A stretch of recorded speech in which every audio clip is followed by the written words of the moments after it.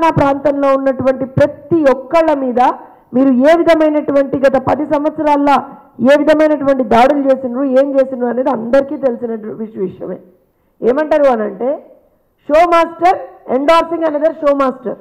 ఒక drama artist ఇంకో drama ఆర్టిస్ట్ని ఎండార్స్ చేస్తున్నాడు. ఇవాళ వాళ్ళు ఓడిపోతారని మేము అనుకోలే, ధర్మవరంలో కేతిరెడ్డి ఓడిపోతాడని మేము అనుకోలే.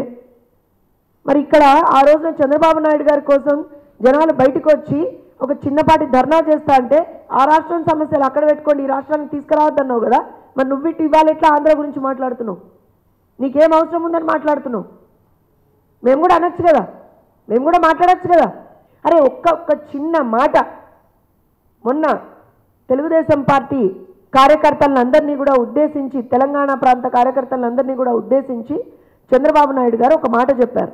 ఎస్, తెలంగాణలో కూడా పార్టీ బలపరుస్తాం, ఇక్కడ పుట్టినటువంటి పార్టీ ఖచ్చితంగా ప్రజలకు మనం సేవ చేయాల్సినటువంటి అవసరం ఉన్నది, మనం ఖచ్చితంగా ఇక్కడ కూడా జెండా రెపరెపలాడిస్తాం.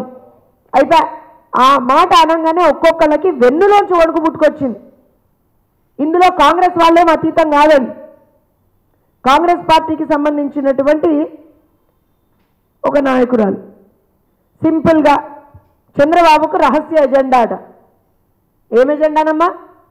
చంద్రబాబు నాయుడు గారు 40 ఏళ్ల రాజకీయ ప్రస్థానంలో అప్పటి నుంచి ఇప్పటి వరకు ప్రజలే ఎజెండాగా ఆయన పనిచేస్తూ ఉన్నాడు.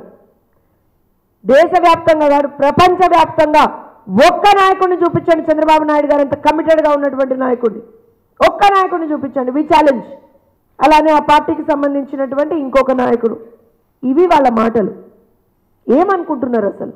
తెలుగుదేశం పార్టీ అంటే ఎందుకంత భయం మీకు? చంద్రబాబు నాయుడు గారు ఒక్క మాట